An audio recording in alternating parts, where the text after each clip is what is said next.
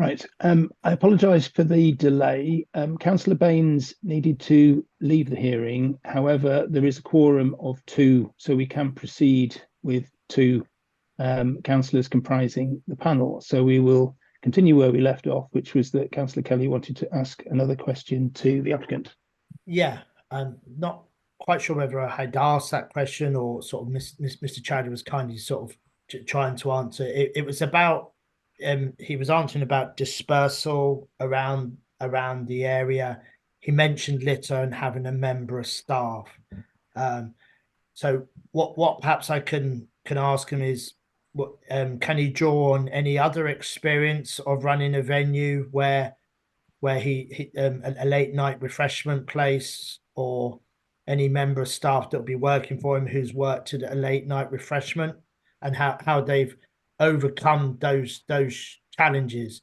I mean, it's fair to say if the food is more expensive, there's less likelihood of having people coming in causing particular behavior, but it doesn't exclude it completely.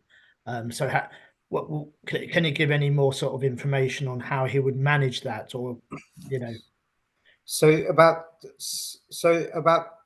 I'll say about 25 years ago, we used to have a food cart that we used to run in Southall about 25, 30 years ago. So it was a family-run business, and we used to open until 3 a.m. in the morning. And that's 7 days a week. And we didn't get any trouble. Be honest with you, we didn't get any trouble at all. I think it's the way we. I think it's very important the way you actually do your job. That's what I count it as. It's maybe the way we were doing our job, making sure that the food was right. There's not, people. There's no room for people to cause any problems. We didn't leave any rooms for anybody to cause any problems to us or to anyone else. But I mean, when you don't get good food, people, like you say, okay, they might cause problems between themselves, etc., or other people. But when you give them good food, they're happy with the service. They're happy with the way they're getting their food. They eat and they go. We didn't Mr. have a Chowdhury, problem. just given, I mean, I personally have lived in the area all my life, and so which place in Southall was it? On South Road. Okay, so on South Road. So yes, correct. We used to have a food cart car about park? 30 years ago. Sorry, yeah. Where the Dar Bar is now? Yes, correct. Yeah. Okay. Yeah. That's really good. It gives me an insight into your experience. Thank you. Okay. Do you have any further further questions at this time, Chair? Great. I'd just like to ask, what do you understand of the licensing objectives? So I understand that that people are worried about people making noise outside the place, littering the place, etc. These are the main objectives that we had, and we did, we are trying to we will do our full force in measures to make sure that all these things that people are worried about, that we don't give them any excuses on them, or anyone around. I'll be there myself, working there myself, making sure that everything is run, in the right manner. That's the way I think a business should be done. And then once you have that full control, then you can start leaving it on staff full, not full time, but you can leave it on longer hours on their own. But all my staff are going to be trained exactly the way I want them to behave. I mean, I'm literally trying to get good staff in there and pay them slightly higher so that they know exactly what to do, and they would do the job as fun rather than for money only. When you get paid well as well, these are all my tasks that I'm doing. You get good staff in there, they will enjoy working there, so they will make sure that people that come in, they are happy. They won't cause any problems. Hoping, we're all humans. We can all do mistakes. I'm not gonna. I put my hands up for that. But our tasks are very, very, very, very controlled. We're trying to control all the tasks in the right manner. Okay, and just one last question from me. In the pack, in your response to Anne Chapman, you said that there were within a 200-meter radius, the stores have also been granted licenses to trade within these hours. I just wanted to check whether what stores do you think have the sort of hours we've applied for? Two shops. So there's 2 shops down the road. So we have a chicken shop which is open, until 4 a.m. Then we got cheap meals for just literally just around the corner, which is open till 3 a.m. And then we got another place around the other side. I mean, there's a few shops that are open, on that other side or on the right side of our place. I mean, we're literally like 2 shops away from the actual main traffic lights. Just a couple of shops away. And I mean, I understand that Miss Chapman was saying that there's residential and etc. But the residential is a bit further down. This is very much on the commercial side, because opposite you got dental surgery, okay, and then you got you got a car park space, and then you got a road, then you got the bit of residential there, or behind. But we're going to look after the whole street up to that road. We're going to completely look after it and make sure that everything is done correctly in between all the way around our radius, just to make sure that everything is right. That you guys won't come back to me or say to me that, or anyone else from the council, that there's a problem here or whatever. We're going to try and make sure that we do everything in the right way. I'm honestly, I'm completely serious about all this, because it's not just I'm saying it. I'm really serious, because I take my business very seriously. And I want to ensure that not just the food, everything else is around it is perfect. That's me as a person. Okay, thank you. Right, so now it's the opportunity for questions from those who've made representations. So do any of the 3 of you want to ask questions to Mr. Chowdhury at this point before you make your own? Yes, Anne Chapman. Yeah. Sorry. So I think we should go to the public authorities first. That's sort of the protocol. The responsible authorities go first. This is questions, though. Yeah, like similarly. Yeah, that's my understanding. Okay, fine. So Paul Murphy, you had your hand up. I can't hear you. Okay, you should be able to hear me now. Can you hear me? I can now. Brilliant. Yeah. Okay, I'm sorry about that. Thank you, Chair, and apologies, Anne, for jumping in ahead of you. Apologies. Mr. Chowdhury, thanks very much for that. The Councillor Ball touched on the question, but I'd just like to You've gone quiet again. Can I just please understand from you, Mr. Chowdhury, how Yes, your application is going to promote the licensing objectives, the 4 licensing objectives? Could you just set that out very briefly? So the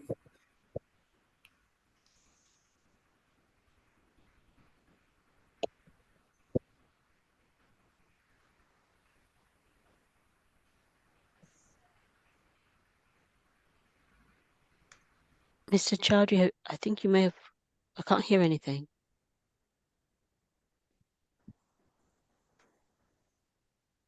I don't know if anyone else can. I can't hear anything. I can't hear the response. I can't hear Mr. Chowdhury saying anything. I can hear everybody else. So can you hear me? You know, yep. Okay, obviously the objectives, especially it comes to like with noise and litter. Yeah, that's the most important. Yeah, okay. We're making sure that we have appropriate signage, in place. Asking our patrons to respect the surrounding areas by entering and leaving the premises as quickly and as promptly as they can, quietly as they can. this is what our extra staff is going to be working on, that we're going to have in the evenings, to make sure that that we have a polite person who will be, our aim is to be fast and efficient a service as possible. So we make sure that our food is made quickly. We've got a system that we're putting in, an EPOS system that will tell us how long it takes for our food to cook, and etc. So we're working on these tasks as well, to make sure that the food is delivered as fast as possible, as good quality and with fast as possible, and making sure that we have signages outside. We're putting in CCTV cameras in and out of the premises to make sure that that everything is in the right way. For anyone who needs them, we would have CCTV cameras there. We would have litter boxes, like I mentioned before. Outside there will be an allocated staff, like I said, that would pick up all the litter. I mean, these are the bits and pieces that we're working on that would keep the whole surrounding, mute, in the sense that, as mute as possible as we can, So, Mr. Murphy, you want to come back? Thank you. Yeah. Okay. I'm not getting a great sense of how you're going to promote the licensing objectives from that answer, I'll be honest, but it does bring you on to another question, which is around the technical aspects of the CCTV that you're planning to have. What CCTV are you planning to install?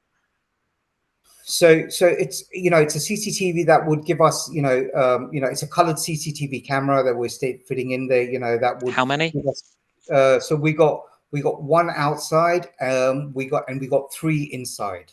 And the make of the camera?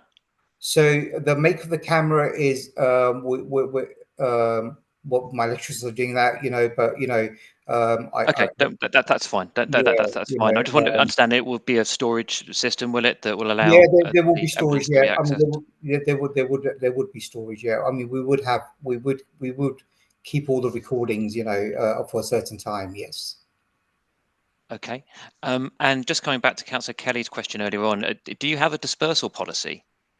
So we have a disposable policy with a company. Yeah, it's called First Mile. No, sorry, a dispersal policy. Disposal for dispersing people. Yeah, disposal. Dispersing people. What do you mean? Sorry, dispersing. I mean, for disperse, but it sounds like you don't have a dispersal policy at this point, if I'm honest. But I'm just trying to understand: do you have a policy for dispersing people from the area outside? What sort of trained officers are going to take part in that? If you're having a business that's operating up until 3 a.m., you will have, I would just presume, a dispersal policy for dealing with those people. Yeah, so we would do it ourselves, in the sense that we would look after them ourselves. We want it to not to feel like that they're coming to a place where that there's going to be problems. We're all humans. We all know how to do things right, and make sure that we teach people who come in and do the same thing, in a nice, polite way. So, and what sort of training? Sorry to cut across you. What sort of training is provided to the people that will be doing this? So the training, obviously we will be giving ourselves. Making sure that that everyone is, we're as polite as possible to these people. It's just trying to do it in the right way of making sure. I mean, we're not going to hire people to stand outside, because that actually, I personally think that probably sometimes ignites things. People think that they've got security. There's a reason behind all this. I mean, we don't want to be a place that is shown out, that there's problems there in any way. Okay, so we're doing a very much of a family orientated feeling of everyone coming in and having their food and leaving the place. I mean, there's places around the corner, I don't think that no one has any sort of security or anything there, and they work in the same manner. But we're actually hiring an extra staff to look after this side of the business, for the evenings, that would do other bits around it, but will be allocated to look at, to do all these other bits that help the environment. Any more questions? I do just have, I'm really sorry, just a couple of other very quick questions, if I may, Chair. Thank you. So, Mr. Chowdhury, can I just ask about the courtyard area to the rear of the premises? Who's going to have access to that, and what purpose would it serve? Will there be any licensable activity happening there? So that's So no. So the courtyard at the back is it's just a fire exit. So there's nothing there, you know. So there's nothing it won't be used by patrons or by staff at any No, point ever. no. Okay, so it's just a completely empty space that will never Yeah, be it's just a used. completely empty space. Yeah. Okay, all right. And just final question, then, because I know there's lots of other questions coming from other panel members. Can I just I get an understanding about the equipment that you'll be using for cooking and what the extract equipment you'll be using will be as well? So you know we're using a twin fan, you know, extraction. There was already an A3 license there. Yeah, it's already an A3 license. You know, we're just expanding it into a depth. You know, and the equipment that we're getting is from a special company. You know, Cater Quick. Okay, so they're installing our kitchen in there. You know, making sure that everything is right in there. Okay. All right. We'll probably I might have a few more questions for you later, but I think it's probably best if I hand over to others on the panel. But thank you for your time. Okay, No problem, sir. thank you. So, Sergeant Kassar, do you have any questions at this stage? Yes, Chair.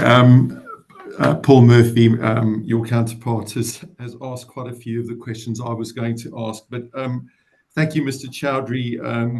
Again, from our side of things, with regards to the preventing of crime and disorder and to prevent public nuisance, between 1 and 3 a.m., from a policing perspective, we are aware that in that locale, there are a number of antisocial behavior incidents that do occur. So my question to you is, during those hours that you've wanted the extension for, between 11 and 3 a.m., how many staff members will be operating within your venue?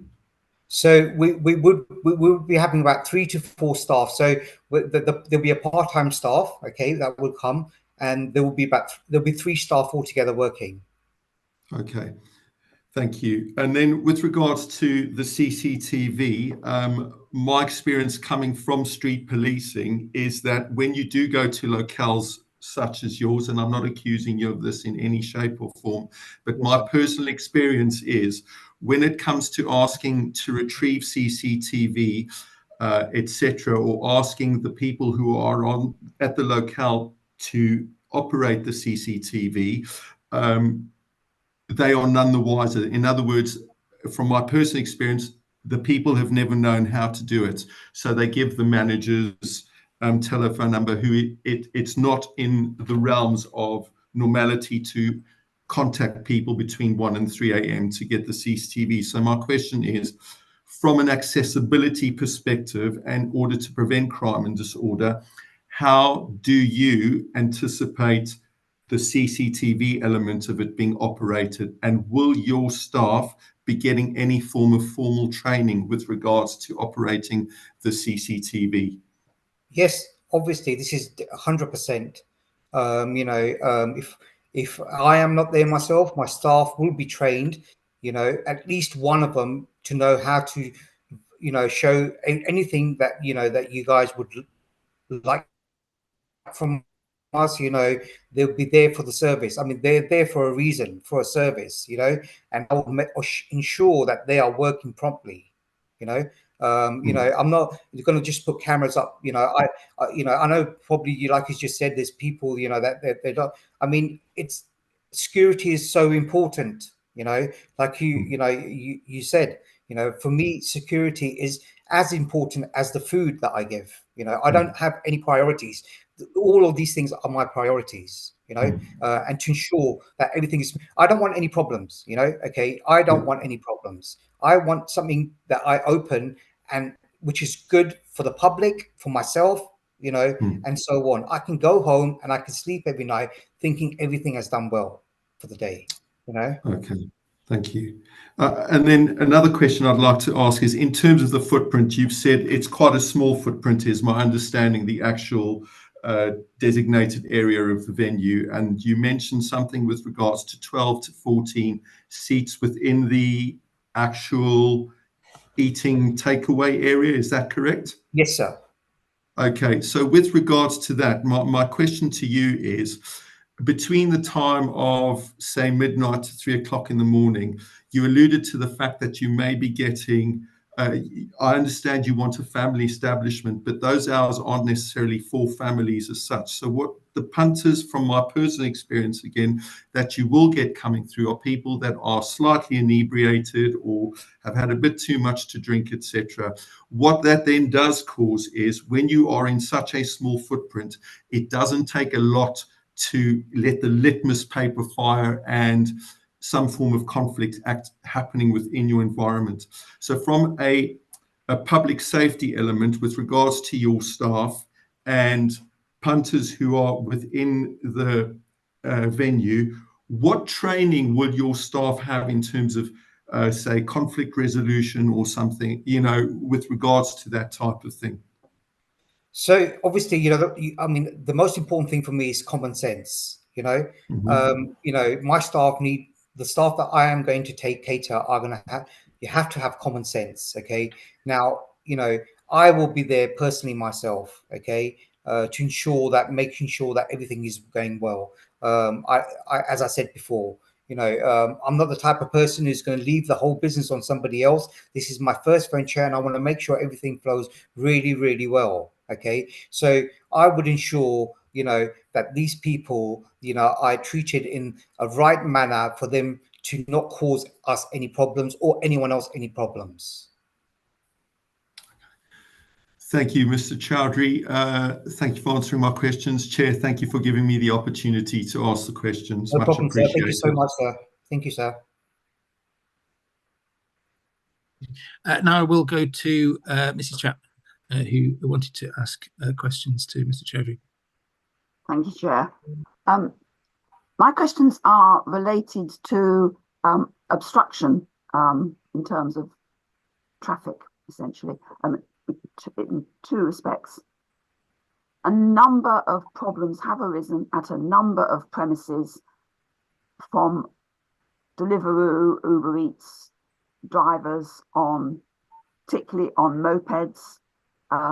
I know they're increasingly moving towards using electric bikes, which take up less space, but a number of places, the delivery drivers tend to congregate while they're waiting to pick up deliveries. Your premises are located on a relatively narrow road with, to my knowledge, at least a single yellow line, if not a double yellow line. So there are parking restrictions. The pavement is narrow. So I'm concerned about what you'll be able to do to prevent obstruction from delivery drivers. And then secondly, where are your key workers, your ambulance workers, your police going to be able to park without causing an obstruction if they're going to be dropping in to pick up, whether it's during the day or during the night time? So the thing is that that isn't a B road. It is an A road in a sense that buses do come on that road. So it is a busy road, like you said. Okay, buses come on there. So I'm sure if buses can go past, I'm sure there's places where the ambulances can park up somewhere, or a police car can park up somewhere on a single yellow line. And come and get some food. The thing is that with the deliveries and everything else, I mean, these guys will be told, strictly, that they have to pick up their food and they have to leave the premises. Anyone, they'd be warned straight away, Okay, so I can assure you that, that I'm going to make sure that, that if I see any signal from any person, Deliveroo, it doesn't matter if it's moped, is this, that, the other, I would say, excuse me, sir, but please, you need to be quiet, because, we have families around here, like you said, I mean, the families off, I mean, it is still a main road, so we're not far away from the main road. Literally, we're 3 doors away from where the, everything is happening, literally 3 doors away. I mean, there's a station just down the road. There's lots of stuff down the road. There's a station just literally down the road from us. Any more questions? Sorry, we've not finished. Sorry. No, it's fine. I know I've said a few things. I just, I can assure you that, I do really want to do this job properly. So this is what I want to do. Right. No more questions. No more questions. Right. Okay. So So now we go to the representations. So first, the representations from Mr. Murphy on behalf of the Noise and Nuisance team. Thank you, Chair. Most of this would effectively, I will just refer to Mimi Stupu's written representation. Obviously, Mimi couldn't be here today, but that sets out the principal concerns the Council's Noise and Nuisance Service have about the application. We obviously know the location is largely a residential area. I appreciate its proximity to West Ealing Broadway can make it feel like it potentially it isn't, but this is an encroachment on what is ultimately a residential area. There's 6 residential properties in the same building, and there's other residential premises in very close proximity, all of which I think it's fair to say, and she says it in her representation, would likely be detrimentally affected were this license to be granted for the hours that it's requesting. I know Ms. Stupu's had a dialogue with the applicant. There remains a lack of clarity around how the premises would in fact operate.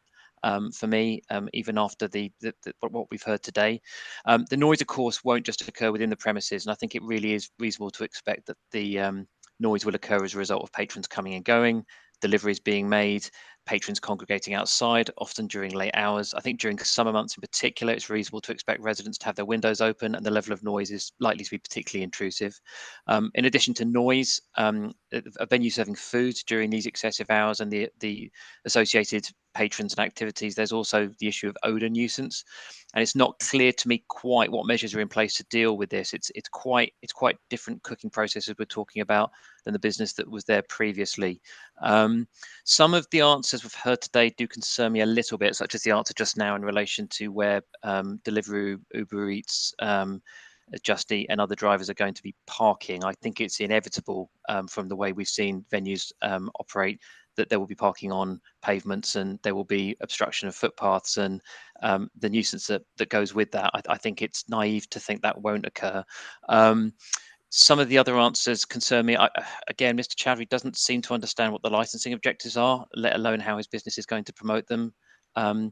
Chowdhury wasn't able to reference any policy documents around security concerns or dispersal of patrons, which concerns me for any business that's going to be operating at that time of night. I know there was a focus around this being a family venue, but like Sergeant Casso has said, I'd be very concerned about any children who are in a venue at 2 a.m. It feels like naive optimism at best. I think this is not going to be a family venue in the middle of the night. There does seem to be a reliance on things working out for the best if everyone is polite. But we know this is a challenging environment to work in, and I'm concerned not just for the safety of patrons, but actually, frankly, for the safety of any staff that would be expected to work in that environment without security and without protection. Just to come back to that odour nuisance and the noise from extract equipment, I would just stress that the premises that was there previously, as far as I was aware, wasn't frying burgers. It wasn't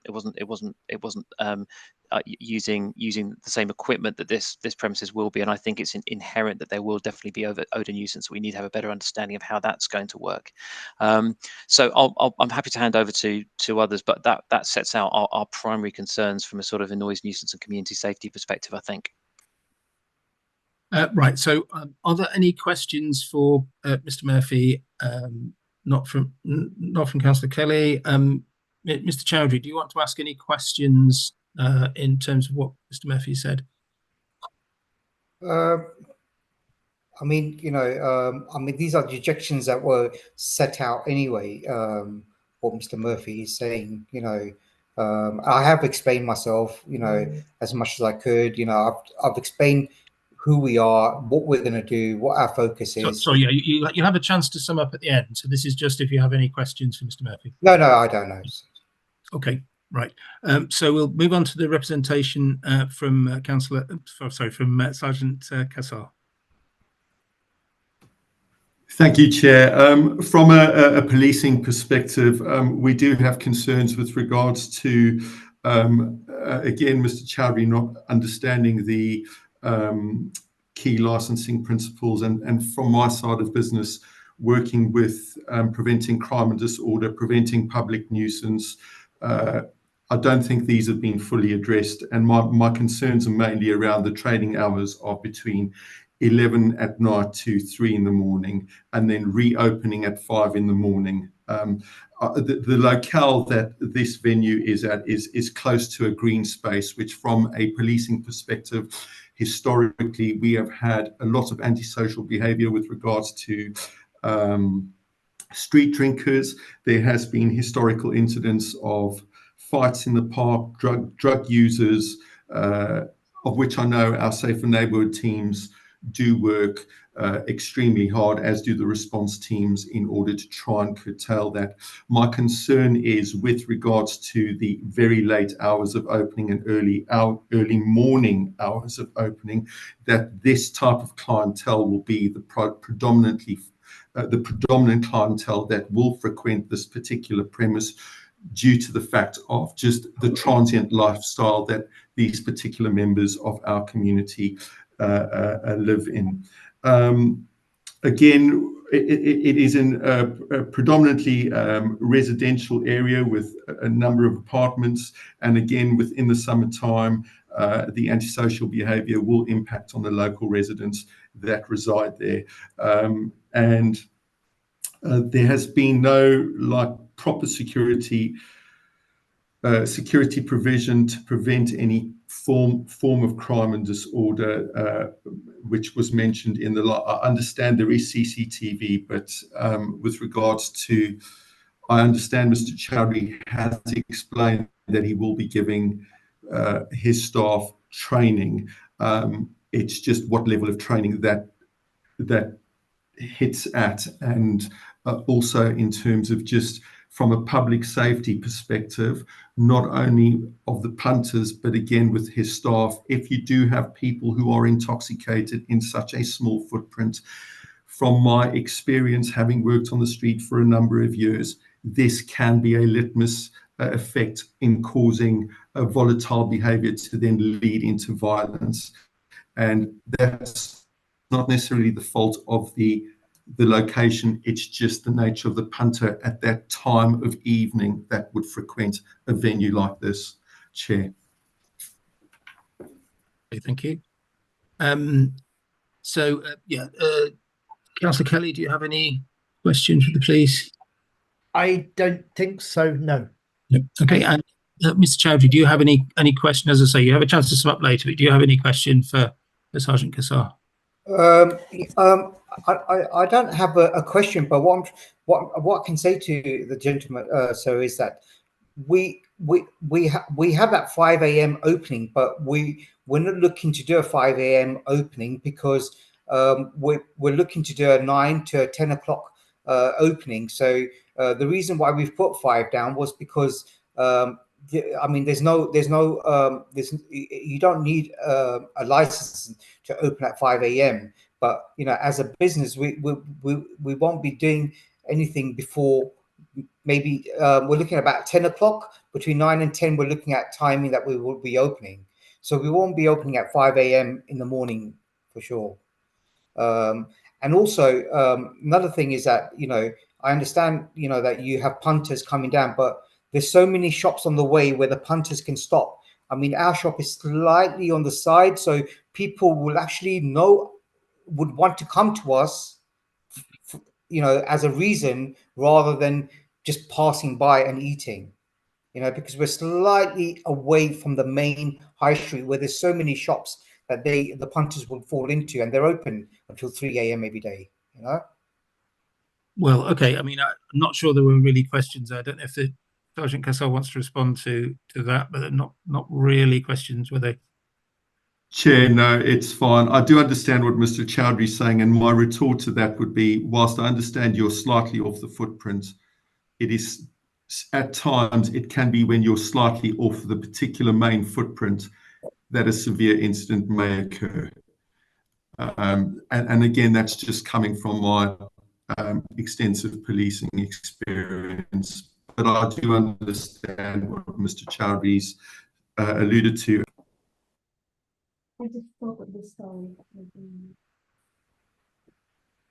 The sound went slightly dodgy, but I think we Sorry, heard. I hadn't had my camera mic'd, and my wife came in the room. I think my apologies. That's fine. Good. I think we heard the end of that. That's fine. So now Mrs. Chapman from Chair of Walpole Residents Association to give your representation. Thank you, Chair. I'll try to be brief because much of what I want to say has already been raised by the other two people. But I think it's important to reiterate that I share a number of the concerns.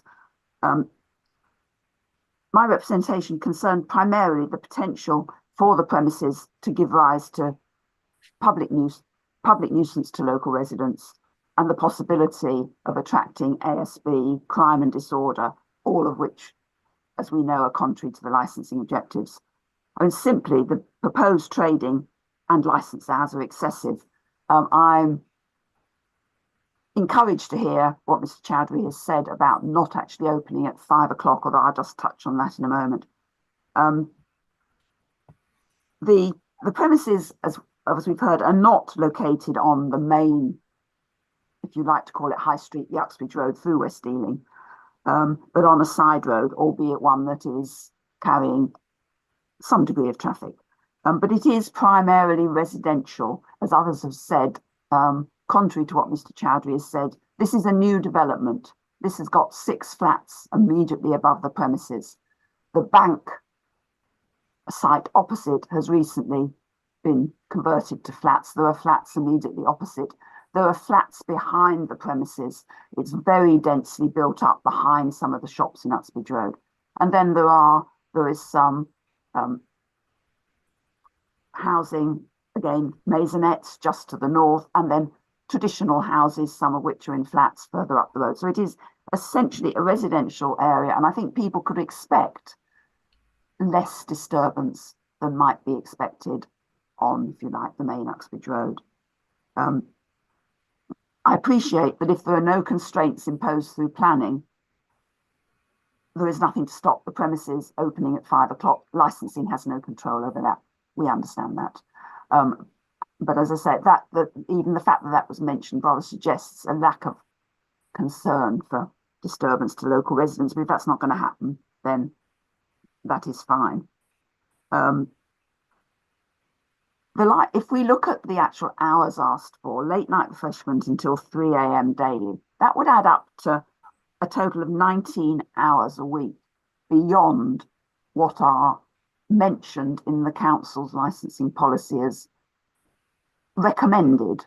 They're no more than that, core hours for a special policy area. Now, this is not in a special policy area. Again, I'm aware of that, but there is an expectation, again, I think, from local residents that therefore they would not be subject to the same sort of intensive use by this type of premises that you might get in a special policy area.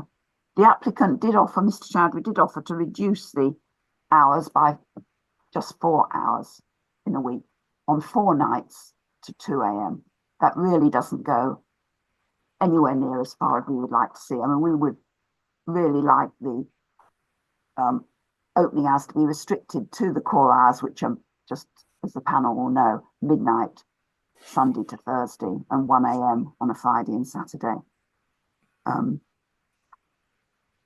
I think really that's all I need to say.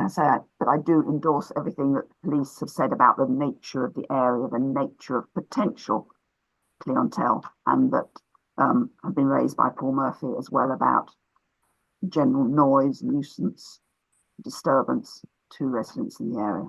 Thank you. Thank you. Councillor Kelly, do you have any questions for Mr. Chapman? No, thank you. Okay. And Mr. Chowdhury, do you have, as I say, you will have a chance to sum up, but do you have any specific questions for Mrs. Chapman? No, sir. I have no questions. Okay, great. Thanks. So we now move to the summing up. So if we have the summing up by the responsible authorities first, if they have anything that they wish to add. So, Mr. Murphy, do you want to sum up? Thank you, Chair. I won't belabor it because I think I covered quite a bit of this in my summary earlier on. Just to say, to come back to those core licensing objectives, the licensing objectives Mr. Chowdhury wasn't able to speak to earlier. I do have concerns that this premises is not promoting any of the 4 licensing objectives. I was also concerned about the absence of security, the absence of any clear training that will be offered, and the impact that could have for the safety of staff, but also the impact that could have on the safety of patrons, particularly if this is being billed as a family venue, what that would mean for children that would be within that premises potentially late at night from a safeguarding perspective as well. And I think in terms of the protection of children from harm, there is actually there is outstanding questions for me around that. There is some very clear, obvious ways in which this does not promote the prevention of public nuisance and is significantly likely to increase public nuisance. I think it does pose a risk to public safety. We have heard from police to that effect, and unfortunately, we do know that without very clear plans in place to manage public safety, security, having a clear dispersal policy, managing traffic appropriately, and dealing with, for example, having a clear policy in relation to delivery drivers, which is a very, very difficult thing to police. I appreciate for any business, particularly a business that would be operating in this particularly challenging environment that staff would be expected to operate in. And also prevention of crime and disorder. I don't see this promoting that licensing objective either. It seems to be potentially enticing people from a high street area into a predominantly residential area at very antisocial times of night, and being a place to congregate while waiting for your food and potentially while eating and afterwards. So those are my primary concerns. If it really just boils down to, I don't see how this venue promotes any of the 4 licensing objectives, and I'm happy to leave that there. Thank you. Thank you. Sergeant Cassar, do you have anything to say in summing up? Chair, no, thank you again. I concur with everything that Paul Murphy has stipulated there. From a police perspective, again, I do concur that from our side, the elements of the licensing objectives do not appear to, there may not be a clear understanding of it. Regarding crime and disorder,